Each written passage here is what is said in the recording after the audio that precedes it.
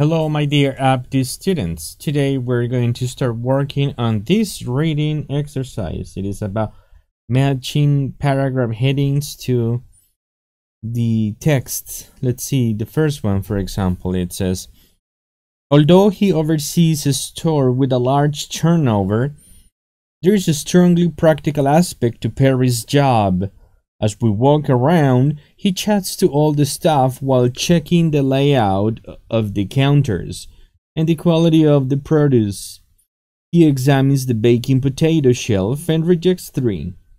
One that has split virtually in half and 2 that are beginning to go green. He then pulls out a lemon that looks fine to me. When I ask why, he picks up a second lemon and says, close your eyes and just feel and tell me which you would keep. I do realize that while one is firm and hard, the other is going a bit squashy. What is happening here? So he is checking merchandise, he's checking the products of the shop, and he has an accurate eye, I would say. So how can we label this paragraph? I would say this paragraph is about making sure the items on sale are good enough. He's making sure because of the case of the lemon and the other products. Number 2. Paris is in charge of 1,000 man-hour a week across the store.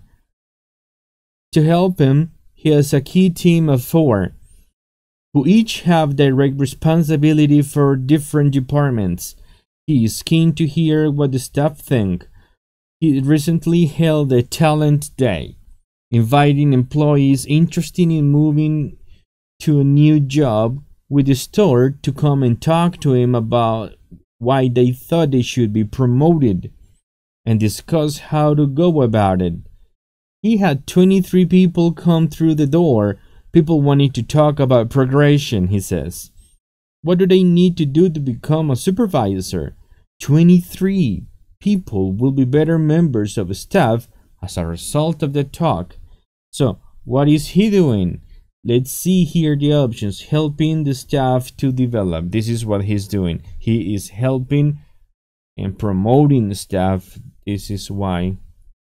Now it says, how anyone can be friendly and enthusiastic when they start work at dawn beats me. The store opens at 7 a.m. Monday to Saturday, meaning that some staff, including Paris, have to be there at 6 a.m. to make sure it's clean, safe, and stocked up for the morning rush. Sometimes he walks in at 6 a.m. and thinks they're never going to be ready on time, but they always are. There's so much going on overnight. 20 people working on unloading 3 enormous trailers full of groceries. So, what are they doing? Helping Perry's early career, making sure, noticing, demonstrating. I would say preparing for customers to arrive, according to what is expressed in the paragraph. And then it says, despite a disappointing start, his career went from strength to strength, and he was put in charge of launching new stores and heading up a concept store. When the new ideas of preparing and cooking pizzas in store and having a proper florist and fruit and vegetable markers were trialed. All Morrison's managers from the whole country spent 3 days to see the new concept. That was hard work, he says. Long days, 7 days a week, for about a year. So, what was he doing here? Helping staff, Perry's early career? He was demonstrating a different way of organizing store, because of the different layout or the concept that was expressed in that paragraph. Now let's see this one. Despite eagle-eye Perry's pulling out fruit and veg that most of us would buy without a second thought, the wastage each week is tiny. Produce worth £4,200 is marked down for a quick sale, and only £400 worth is scrapped. This, he explains, is down to Martin's method of ordering, still done manually rather than by computer. Department heads know exactly how much they've sold that day and how much they're likely to sell the next week, based on sales records and allowing for influences such as the weather. So let's see what's going on here. Perry's early career, noticing, demonstrating, preparing. How about the benefits of accurate forecasting? As you can see here in the end, they know what they've been selling and what they are likely to sell. Again, I would say the most important ideas for you to answer are both at the beginning and the end of the paragraph. His favorite department is fish, which has a 4-meter long counter run by Debbie and Angela. We're always having a discussion about how to cook a particular fish with a customer.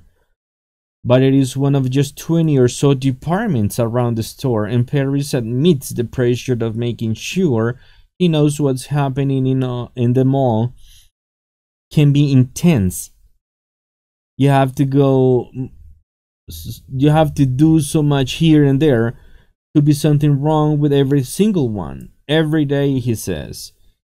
You've gotta minimize those things and shrink them into perspective. You've gotta love the job, and Paris certainly does. Yeah, he loves his job. So, what are we gonna say? He helping Paris, keeping everything running as smoothly as possible. This is what he does when he supervises each and every single thing. Paris has worked in supermarkets since 1982, when he became a trolley boy on a weekly salary of £76. It was less money than my previous job, but I loved it. It was different and diverse. I was doing trolleys, partnering, bread, cakes, dairy, and general maintenance. After a period in the produce department, looking after the fruit and vegetables, he was made produce manager and assistant store manager, before reaching the top job in 1998. This involved intensive training and assessment through the company's future store managing program, learning how to analyze and prioritize sales, wastage, recruitment, and many other issues. Perry's first stop as store manager was at a store which was closed soon afterwards, though he was not to blame. Okay, so this is, I would say, the way he started, and that would be here in the answers. It would be Perry's early career. In the beginning and the end of the paragraph, they describe what he began and to do when he was working. And then finally we have, you can't beat really a good service. I've been shopping in the Thamesmead branch of supermarket chain Morrison in southeast London. I've experienced at first hand the store's latest maximum for improving the shopping experience. Help, offer, thank. This involves identifying customers who might need help, greeting them, asking what they need, providing it, thanking them, and leaving them in peace, as if they don't look like they want help. They'll be left alone, but if they're standing looking lost and perplexed, a member of staff will approach them. Staff are expected to be friendly to everyone. My checkout assistant has certainly said something to amuse the woman in front of me. She's smiling as she leaves. Adrian Paris, manager of the branch, has discussed the approach with each of his 387 staff. He says it's about recognizing that someone needs help, not being an annoyance to him. When he's in another store, He's irritated by someone saying, "Can I help you?"